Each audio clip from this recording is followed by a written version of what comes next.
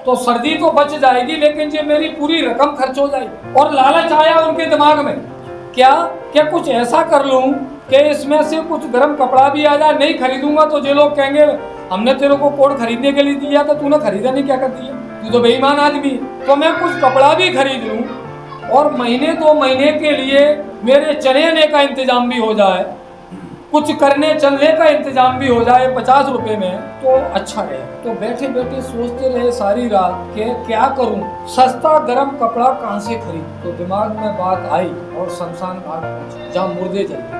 अब सर्दी में कोई मरता है तो गर्म कपड़ों को पहन के भी मर जाता, तो लाश के साथ ऐसे ही ले जाए। और वहाँ से वो कपड़े जब जलाते हैं तो कपड़े पर उतार के फेंक देते हैं, और वो जो वहाँ का सफाईगीर होता है, चौकीदार चपरासी वाल्मीकि होता है, वो कपड़ों को ले जाते। तो वहाँ उनने देखा कि मुर्दा एक आया था और उसके कपड़े उतार के वहाँ फेंक दिए थे। और वो खड़ा था, वहाँ का जो चौकीदार था, चपरासी वाल्मीकि था, उसने वो समेट ली। उससे उन्होंने कहा कि यार ये कोट मुझे दे, कितने का देगा। तो उसने काशीराम जी को दिया और कहा कि काशीराम जी की हालत ठीक नहीं थी, कपड़े भी खराब ही पहने थे। उनको देख के वो बोला कि 5 रुपये दे। साहब बड़े खुश हुए कि 5 रुपये में काम बन गया। साहब बड़े खुश हुए कि 5 रुपये में मेरा काम बन गया। 5 रुपये में कोट खरीद लिया और 45 रुपया भी कुछ। अब 2-3 महीने का मेरे चने का काम चल रहा है। बीच बीच में कोई रोटी खिला देगा तो ठीक है, नहीं भूख का इंतजाम भी हो गया और कोट भी। इस आदमी जिसके पास रोटी नहीं थी, कपड़ा नहीं था, मकान नहीं था, और वो कहा करते थे कि मैं इस देश के शासक बनाऊंगा, और बना के भी दिखाया। इस आदमी की हिम्मत कैसी रही। जिसके पास रोटी नहीं थी, कपड़ा नहीं था, शमशान जाके मुर्दे का कोट पहनते हैं, भिखारी भी नहीं जाएगा, मकान नहीं था, फुटपाथों पे सोया, पार्कों में सोया, प्लेटफार्म पे सोया। ये कौन? जो अफसर था, अधिकारी था, उसके पास रोटी भी हो सकती थी, कपड़ा भी हो सकता था, मकान भी जैसा चाहता बना सकता था, लेकिन इनमें लात मार के वो हमारे लिए निकला, इस समाज को बदलने निकला, इस समाज का जीवन बदलने निकला। तो दिन क्या देखना पड़े कि रोटी के लिए मोहताज हुआ, कपड़े के लिए मोहताज। छत तो खैर बड़ी बात हो, नौकरी छोड़ के आया तो लौट के नहीं गए, लोग आते गए जाते गए, साथ छोड़ते गए, किसी ने गाली दी, किसी ने मजाक उड़ाया, लेकिन उस आदमी ने समाज से मुंह नहीं मोड़ा। एक ही बात कहते रहे कि मैं समाज में बदलाव करने के लिए निकला हूं, तो समाज में बदलाव करके रहूंगा। उस आदमी ने ताकत क्या थी, उस उन्होंने बोला था ये संघर्ष करना। उन्होंने लिखा था कि स्वाभिमानी लोग ही संघर्ष की परिभाषा समझते हैं, और जिनका स्वाभिमान मरा है वे ही गुलाम है। और गुलाम को गुलामी का एहसास करा दो तो वो क्रांति करेगा। ये समाज को जो एहसास कराना, सबसे पहला शब्द जो साथ गिरने से निकला था वो स्वाभिमान। हम लोग झांके अपने दिलों में कि किस कदर हम टूट जाते हैं, किस कदर हम बिक जाते हैं, किस कदर हम झुक जाते हैं, किस कदर हम पीछे चलने लगते हैं जरा जरा से लालच में। और इसी समाज में जन्मा जे का आसानों से गुजरता है, लेकिन ना झुकता है ना रुकता है और चलते ही चला जाता। तो क्या हम नहीं कर सकते इसको? ठीक है, उतना बड़ा नहीं कर सकते, उतना बड़ा नहीं कर सकते, लेकिन कुछ तो कर सकते। हम देश के लिए नहीं कर सकते, समाज के लिए तो कर सकते हैं, अपने परिवार के लिए तो कर सकते हैं। साहब ने हमें जगाने के लिए इस देश के अंदर बहुत सारी रैलियां की, जिनमें कई रैलियों का नाम उन्होंने सावधान रैली रखा। शायद आप लोगों को ध्यान हो, ग्वालियर में भी हुई थी, पूरे देश में उन्होंने की सावधान। जब भी कोई साजिश होती, जब भी कोई षड्यंत्र होता, जब भी कोई अन्य अत्याचार या कोई बड़ा शासक वर्ग की ओर से कुछ होता, तो साहब अक्सर समाज को सावधान करने के लिए रैली करते, समाज को बुलाते और उसको समझाते थे। मैं तो उन लोगों में से रहा जिन्होंने ऐसे बहुत सारे रैलियों का और आयोजनों का संचालन किया। ग्वालियर में तो जो साहब आते रहे मेरा 20 साल तक, उसमें एक आध तो कार्यक्रमों को छोड़ दो तो सभी कार्यक्रमों का संचालन मेरे द्वारा और पूरे प्रदेश में जाया करता था। तो मुझे बहुत अच्छी तरह याद है कि किस तरह वो समाज की फिक्र करते थे और समाज को जगाने का काम, समाज को आगे बढ़ाने का काम करते थे। आज इस मौके पे आपके बीच में जो बात होनी चाहिए मैं वो बात करने जा रहा हूँ, क्योंकि ये काशीराम जी ने सिखाया था कि सेंस ऑफ इशू, आपको मुद्दों का ज्ञान होना चाहिए कि कौन सा मुद्दा कहाँ रखना है। एक ही गीत सब जगह नहीं गाना चाहिए कि वही हाट में, वही दरबार में, वही जश्न में, वही जनाजे में। मैं ये इंदिरा नगर को जानता हूँ और यहाँ के रहने वालों को भी जानता हूँ। मेरा आपका अटूट रिश्ता रहा है। आप कह सकते हो कि साहब इतने समय से नहीं आए, तो मैं जब वहीं जा पाता हूँ जहाँ मुझे बुलाया जाता, नहीं तो मैं कार्यालय में बैठता हूँ। और ये काशीराम जी के साथ ही मैंने सीखा और मैंने इसको छोड़ा नहीं है। और ये मैंने सीखा कि एक अकेला आदमी भी इनके मिशन में योगदान दे सकता। और मैं पड़ाव के उसी कार्यालय पर बैठता हूँ। अगर बाहर चला जाऊँ तो अलग बात है।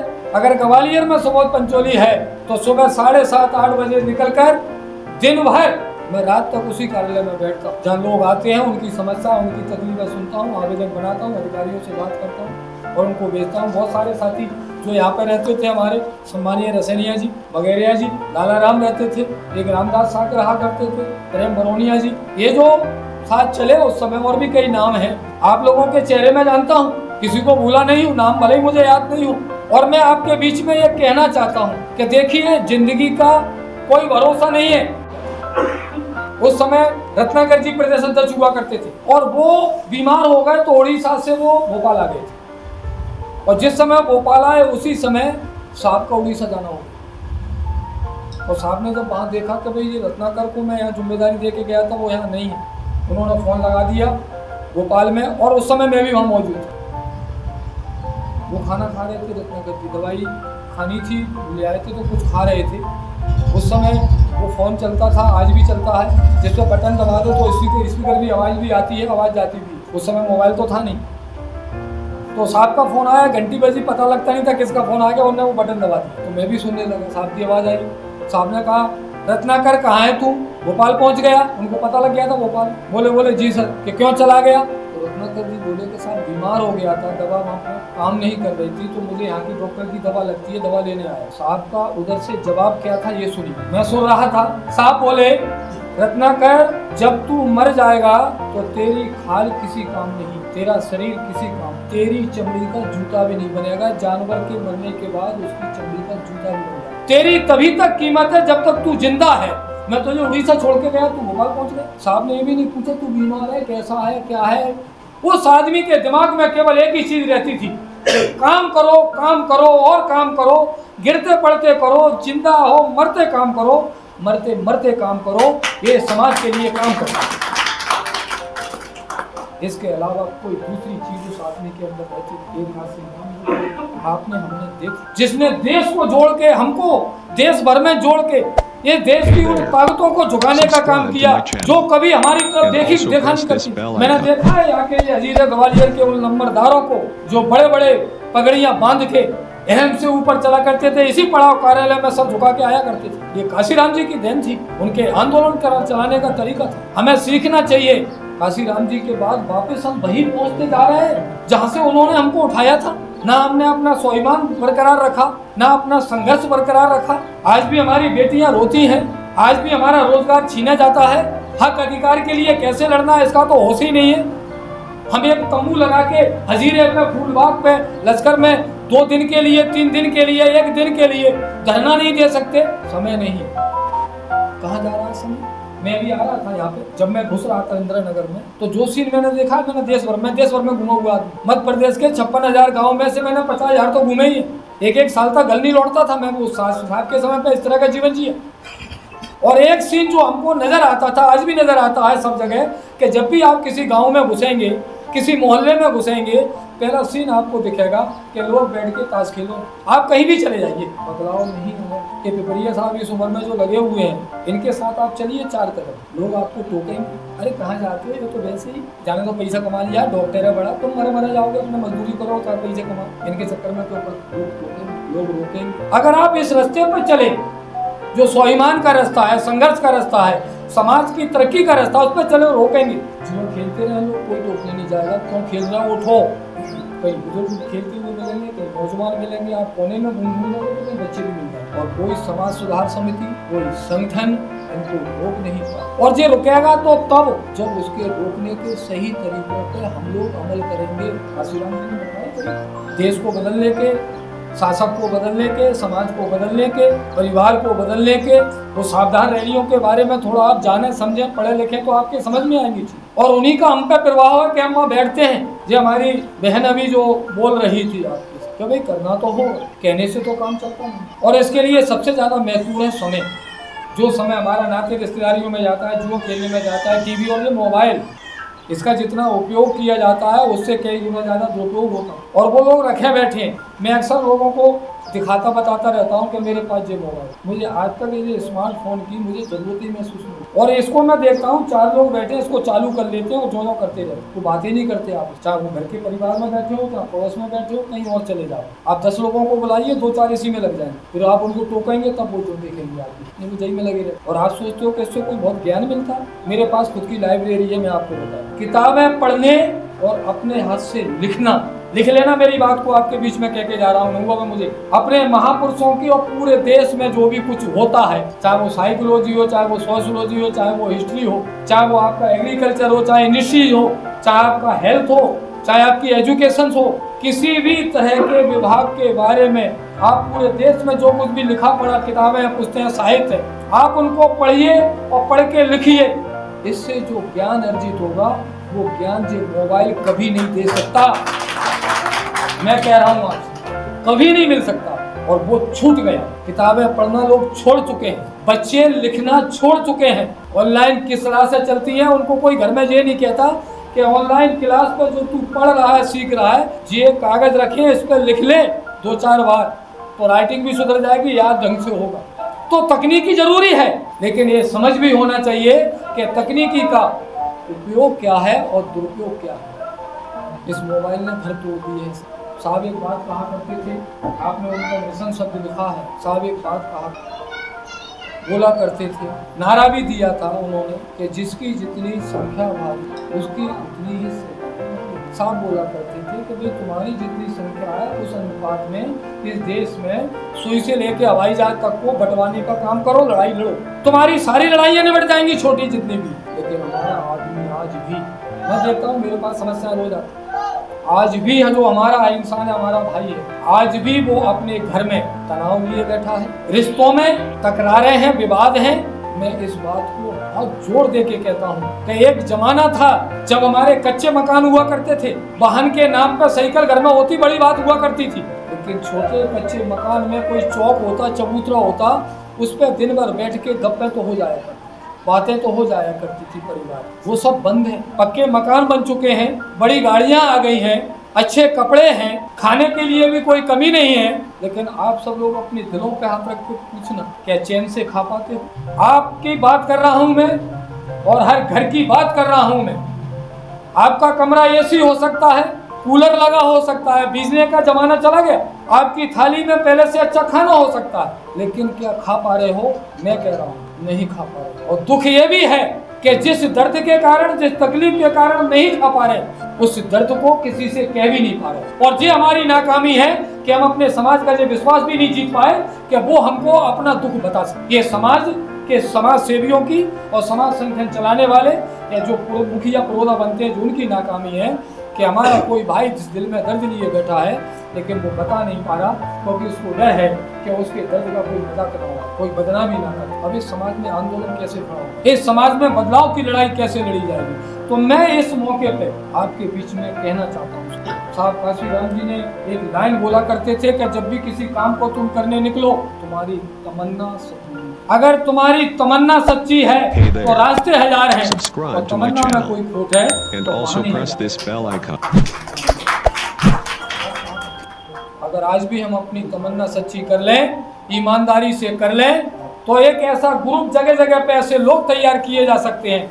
मैं तैयार हूँ, आपके बीच में कह रहा हूँ, 10 घंटे, 12 घंटे, 14 घंटे, 365 दिन देता हूँ। आप जहाँ कहोगे वहाँ दूंगा। मेरे लिए कोई काम नहीं है पिछले 30-35 साल, मैंने कोई काम नहीं किया पिछले 30-35 साल। मैंने घर पे बोल दिया था अपने परिवार से, अपने भाइयों से, तुम देखना, हम 8 भाई, मैंने बोल दिया था तुम देखना, कोई मरेगा जिएगा तुम देखना, शादी ब्याह। मेरे भाई, मेरे कार्यकर्ता कुछ बैठे जो जानते हैं कि मेरे भाइयों की भी बारात गई है और मैं मीटिंग लेने जाता था। एक बार तो हमारे साथी जो अटल जी के, इनके अंकल रामेत अटल जी, वो मुझे घर पे लेने आए थे, मीटिंग करने जाना था, और वहाँ पे 25-30-40 गाड़ियाँ खड़ी थी।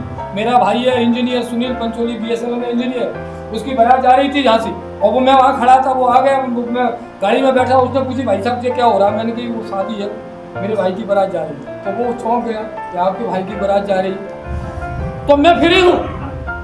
मैंने भाइयों से कह दिया था मैं तुम्हारी शादी में शामिल हो पाऊँ नहीं हो पाऊँ कोई चक्कर नहीं, उम्मीद भी मत करना। कहीं गया हूँ तो समाज का काम पहले, मैंने बोल दिया था कि ये काम पहले करूँगा, इसके लिए मेरे पास पहले समय है।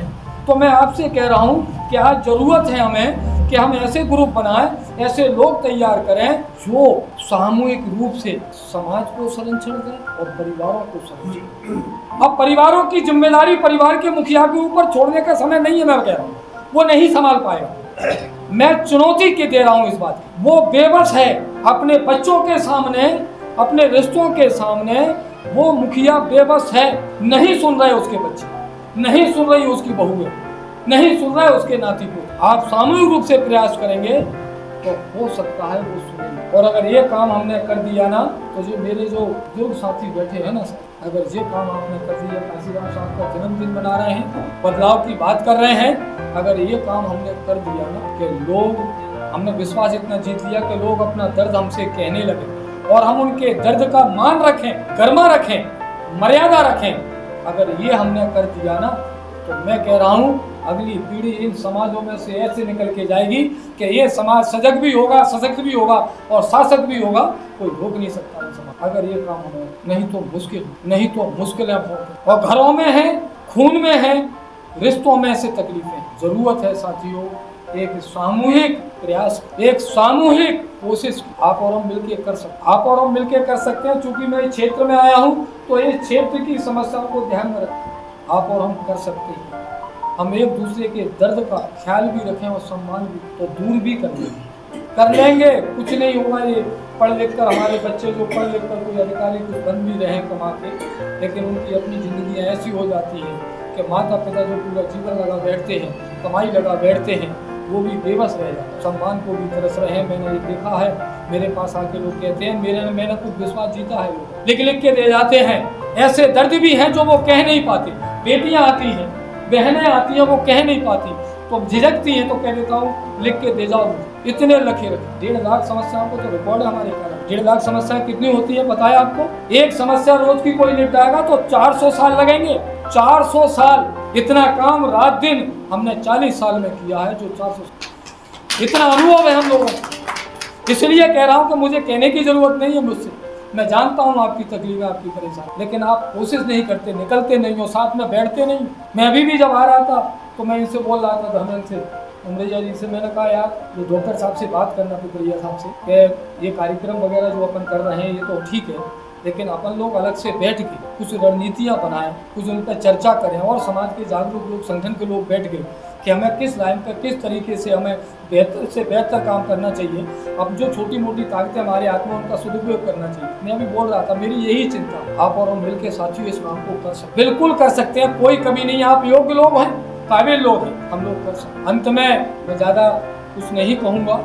साहब का मैंने थोड़ा स्ट्रगल बताया आपको कि रोटी नहीं थी तब भी नहीं रुके, कपड़ा नहीं था तब भी नहीं रुके, छत नहीं थी तब भी नहीं रुके, ना वो रुके ना उनका काम रुका, और परिणाम हमारे सामने है। और मैं आपके बीच में बता दूं, कह दूं, लिख लेना मेरी बात को, मैं अक्सर कहा करता हूँ कि साहब काशीराम जी ने बाबा साहब अम्बेडकर का मूल्यांकन किया था। उससे पहले, काशीराम के आने से पहले, महात्मा फुले और साहू जी का तो नाम भी नहीं सुना था। बाबा साहब की भी केवल जीवनी पढ़ा करते थे। बाबा साहब को परिभाषित करने का काम साहब काशीराम जी ने किया था, उनका मूल्यांकन किया था। और जिस दिन इस भारत धरती पे, इस विश्व पटल पे, जिस दिन काशीराम जी का मूल्यांकन करने वाला कोई जन्म ले गया और काशीराम जी के संघर्ष का जिस दिन मूल्यांकन होगा, तो काशीराम जी का कद कितना ऊंचा होगा आप और कल्पना भी नहीं कर सकते। ये कबीर साहब बोल के गए थे ना, गुरु ग्रंथ में ये वाणी मौजूद है कि सूरा सोई सराई जो लड़े दीन के है, पुरजा पुरजा कट मरे तबु न छोड़े।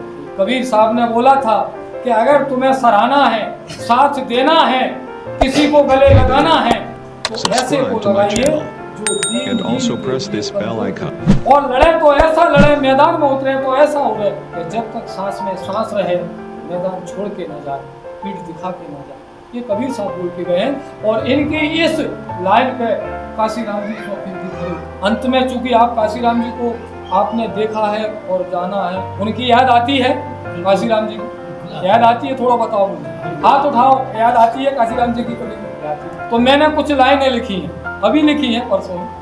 मैं वैसे भोपाल था और भोपाल में मेरा कार्यक्रम था 15 तारीख का, लेकिन एक घटना ऐसी घट गई अचानक यहाँ ग्वालियर में, जिसके लिए मुझे 14 तारीख को भाग के आना पड़ा। तो 14 तारीख को रात को 12 बजे मेरे पास फ़ोन आया भोपाल से। वो ये समझ रहे थे मैं भोपाल में हूँ, तो उन्होंने कहा पंचोली साहब कल आपका कार्यक्रम में मुख्य अतिथि हैं, आप कुछ लाइनें अलग से लिख के सुना देना जो है तो बड़ा वो होगा। उनको पता है कि मैं लिखता भी रहता हूँ, मुझे लिखने का शौक़ है। तो मैंने कहा भाई मैं ग्वालियर आ गया हूँ, तो अभी वो नहीं माने कि नहीं आप लिख देना, मैं मोबाइल पे बता देना, हम रिकॉर्डिंग कर लेंगे लेकिन हम सुनाएंगे। तो मैंने लिखी थी 15 तारीख को, हम लोग सभी का मनाते हैं, हमारे मार साहब हैं ये अटल जी बैठे, हम लोग सभी की जयंतियाँ मनाते हैं, तो 15 को वहाँ मनाई थी, तो मैंने वहाँ भी पढ़ी थी। और मैं अंत में अपनी बात ख़त्म करने से पहले मैं वो लाइनें आपके बीच में पढ़ के सुनाना चाहता हूँ जो मैंने लिखी है। हालांकि इसमें अभी सुधार की जरूरत, संपादन चल रहा है, लेकिन मैंने उनके संघर्ष को, उनके जीवन को कुछ लाइनें मैंने लिखी हैं और आपके बीच में ये लाइनें सुनाने के बाद मैं अपनी बात को समाप्त तो मैं जरूर चाहूँगा कि जो साहब काशीराम जी से जुड़े रहे, चलते रहे, सुना समझा, मन में सम्मान है, वो थोड़ा ध्यान से। साहब हमारे जीवन में फिर से आ जाओ, साहब हमारे जीवन में फिर से आ जाओ, तुम पहले भी कई बार आए हो, आते रहे हो, कभी बुद्ध कभी अशोक बनके जगाते रहे हो, तुम ही तो थे रविदास और कबीर में, तुम ही तो थे फुले और साहू जी की तदबीर में, तुमने ही तो बाबा साहब के कारवां से हमें मिलाया था और गुरु किल्ली, जिसको साहब सत्ता को गुरु किल्ली कहा करते थे, और गुरु किल्ली की शक्तियों को समझाया था, तुमने ही तो संविधान सुरक्षा के वास्ते सबसे पहले हमें चेताया था और संविधान विरोधियों के नापाक इरादों को मिट्टी में मिलाया था। जीप रैली निकाली थी साहब ने, आपको ध्यान हो, मिलाया था। तुमने ही तो मजलूमों मजबूरों का मजबूत संगठन बनाया था, तुमने ही तो बिकने वाले समाज को ना बिकने वाला बना के दिखाया था। वादा तो हमने भी किया था, वादा तो हमने भी किया था कि तुम्हारी बताई राह पर ही जीवन हम बिताएंगे, बहुजनों को समझेंगे, समझाएंगे, जगाएंगे और आगे हम बढ़ाएंगे। ये काम तो करना है, करना चाहते हैं पर कर नहीं पा रहे हैं। तुम्हारे चलाए आंदोलन को चाहते तो हैं पर चला नहीं पा रहे हैं। एक डर सा बैठा है, एक डर सा बैठा है कि तुम्हारे त्याग बलिदानों से भरे संघर्ष को, संघर्ष का जो कर्जा हम पर है, क्या उसे हम चुका पाएंगे या फिर भूलेंगे, भटकेंगे या भ्रमों भय के सायों में ऐसे ही जिएंगे और मर जाएंगे। सच तो ये है, आखिरी 4-5 लाइनें और हैं जो काफी गंभीर है। सच तो ये है कि बहुत देर बाद ही जान पाए कि क्यों, क्या और कैसे करके दिखाया था तुमने, और हमारे अंधेरे जीवन में रोशनी लाने कैसे खुद को तिल तिल कर जलाया था तुमने। फिर हमको हम ही से मिलाकर पता नहीं कहाँ खो गए तुम। सोती कौम को जगाते जगाते अचानक से मौन हो गए तुम। जोश भर देती थी जिगर में तुम्हारी वो आवाज अब सुनाई देती नहीं। तरसती है देखने को आंखें पर वो सूरत अब दिखाई देती नहीं। सच तो यही है, बहुजनों की ये मजबूरी है, इनके लिए तो हर दौर में ये काशीराम जरूरी है। यही इल्तिजा आरजू है, यही इल्तिजा आरजू है कि हमारे मसीहा हमें माफ कर जाओ। ना माफ कर सको तो खताएं, ना माफ कर सको जो खताएं तो देकर सजा इंसाफ कर जाओ। अब तो बस यही अनुग्रह है हमारी नादानियां, नाफरमानियों और नाकामियों को बेतरस खाओ। साहब हमारे जीवन में फिर से लौट के आ जाओ। साहब हमारे जीवन में एक बार और आ जाओ। ये करोड़ों लोगों की इच्छा है, करोड़ों लोगों की चाहत है। तो मैंने कुछ लाइनें इस पर लिखी। साथियों, आप लोगों के बीच में आने का मुझे मौका मिला एक लंबे समय के बाद इस इंदिरा नगर में, जहाँ हर घर पे एक समय पे काशीराम जी का नाम था, काशीराम जी का संघर्ष था, काशीराम जी के साथ उनकी रैलियों में चलने वाले लोग। आप सभी को मैं उस दिन को याद करते हुए मैं आप सबको धन्यवाद भी दूंगा, आभार भी दूंगा कि आपने इस इंसान के साथ आप लोग चले। और जो है अंत में मैं अपने इस ये कहते हुए कि इसी तरह से साहब काशीराम जी को याद करते रहिए, अपनी माता बहनों को भी दिखाया दीजिए। तो ये वो इंसान है, वो शख्स है, वो मसीहा है कि जिनकी सूरत देखकर, जिनकी बातें सुनकर हम लोग अपने जीवन बदल सकते हैं। ऐसी बात के बीच में बात करते हुए और ये अपील करते हुए कि हम अपने परिवारों को बदलने के लिए एक सामूहिक सामाजिक प्रयास जरूर करें। अपने परिवारों के अंदर जो दर्द है, जो घर के दरवाजे के दहलीज के अंदर जो दर्द है, जो रिश्तों में दरारें हैं, उसके लिए जरूर हम चिंतन मनन करके कुछ करने की कोशिश करें। ऐसी बात मैं ऐसी अपील आपसे करते हुए अपने सबको विराम दूंगा। सभी को जय भीम, जय भारत।